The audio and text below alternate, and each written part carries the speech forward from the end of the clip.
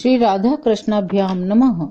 भगवान श्री कृष्ण की कथाओं का आश्रय लेने वाले भक्त जनों में संध्या रानी महात्मा वेद व्यास जी एवं गुरुजनों की आज्ञा से श्रीमद् भागवत महापुराण के तृतीय स्कंद के 12वें अध्याय का आरंभ करती हूँ। 12वां अध्याय सृष्टि का विस्तार। श्री मैत्रेय जी ने कहा, विदुर जी, यहाँ तक मैंने आपको भगवान की काल रूप महिमा सुना दी।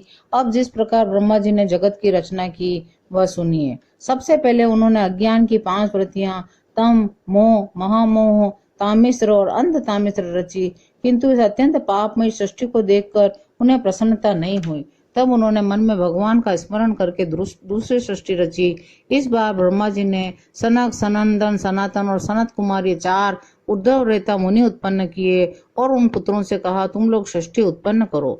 परंतु जब ब्रह्मा जी ने देखा कि ये मेरी आज्ञा न मानकर ये मेरा पुत्र मेरा ही तिरस्कार कर रहे हैं, क्योंकि वे तो भगवान के ध्यान में तत्पर थे, तब उन्हें असह्य क्रोध हुआ।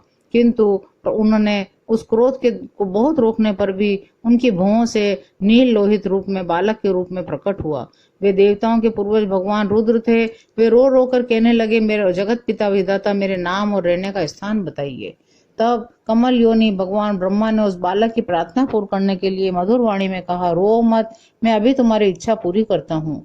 देवश्रेष्ठ, तुम जन्म लेते ही बालक के समान फूट फूट कर रोने लगे, इसलिए प्रजा तुम्हें रुद्र नाम से पुकारेगी। तुम्हारे नाम मन्यु, मनु, महीनस, महान, शिव, ऋध्वज, उग्ररेता, भव, काल, वामदेव, धृतव्रत होंगे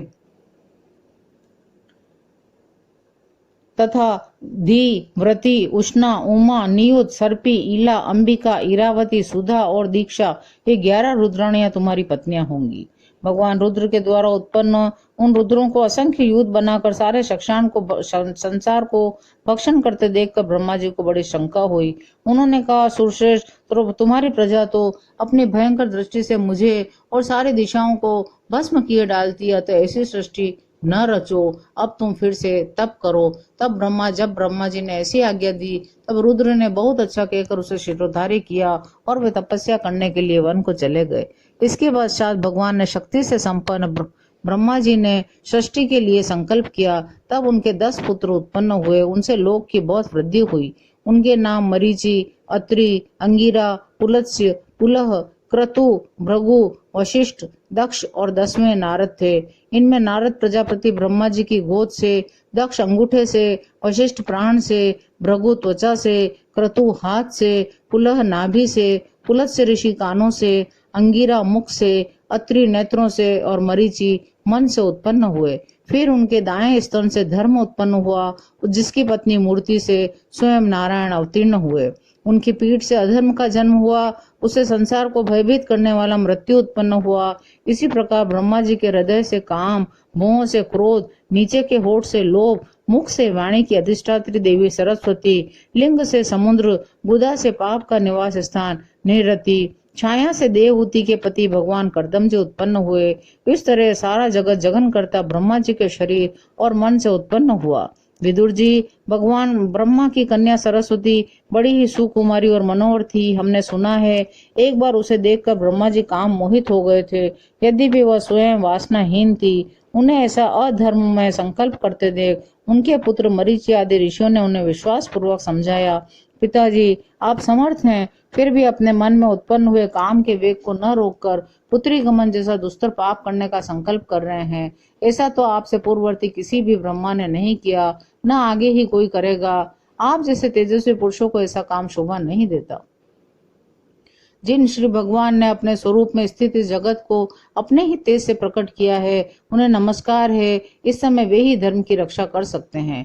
इस पर प्रजापतियों के पति ब्रह्मा जी बड़े लज्जित हुए और उन्होंने उस शरीर को तुरंत ही छोड़ दिया। तब उस घोर शरीर को दिशाओं ने ले लिया। वही कोहरा हुआ, जिसे अंधकार भी कहते हैं। एक बार ब्रह्मा जी सोच रहे थे, मैं पहले की तरह सुव्यवस्थित रूप से सब लोगों की रचना किस प्रकार करूं। तभी उनके मुंह से 4 मुखों से 4 वेद प्रकट हुए। उपवेद, न्यायशास्त्र, होता, उद्गाता, अर्धवेद, ब्रह्मा, ये 4 ऋत्विजों के कर्म, यज्ञों का विस्तार, धर्म के 4 चरण, चारों आश्रम, उनकी व्रतियां, ये सब भी ब्रह्मा जी के मुखों से ही उत्पन्न हुए।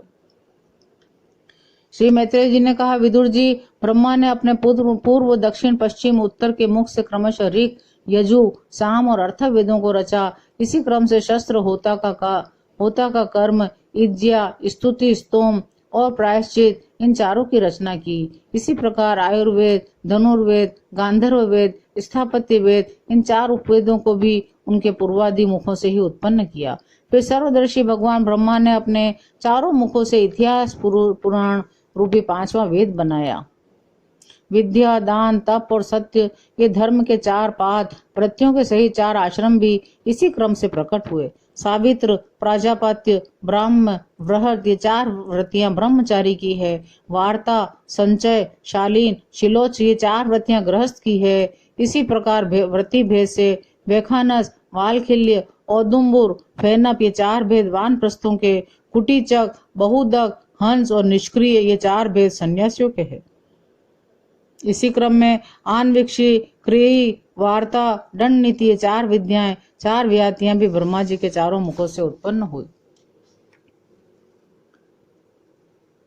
विदुर जी, ब्रह्मा जी ने पहला कामासक्त शरीर, जिससे कोहरा बना था, छोड़ने के बाद दूसरा शरीर धारण करके विश्व विस्तार का विचार किया। वे देख चुके थे कि मरीचि आदि महान शक्तिशाली ऋषियों से भी सृष्टि का विस्तार अधिक नहीं हुआ। तब वे सोचने लगे, अहो बड़ा आश्चर्य है, मेरे निरंतर प्रयत्न करने पर भी प्रजा की वृद्धि नहीं हो रही है। मालूम होता है इसमें देव ही कुछ विघ्न डाल रहा है। जिस समय यथोचित क्रिया करने वाले श्री ब्रह्मा जी इस प्रकार देव के विषय में विचार कर रहे थे, उसी समय अकस्मात उनके शरीर के 2 भाग हो गए। क ब्रह्मा जी का नाम है, उन्हीं से विभक्त होने वाले शरीर को काय कहते हैं। उन दोनों विभागों से एक स्त्री और पुरुष का जोड़ा प्रकट हुआ।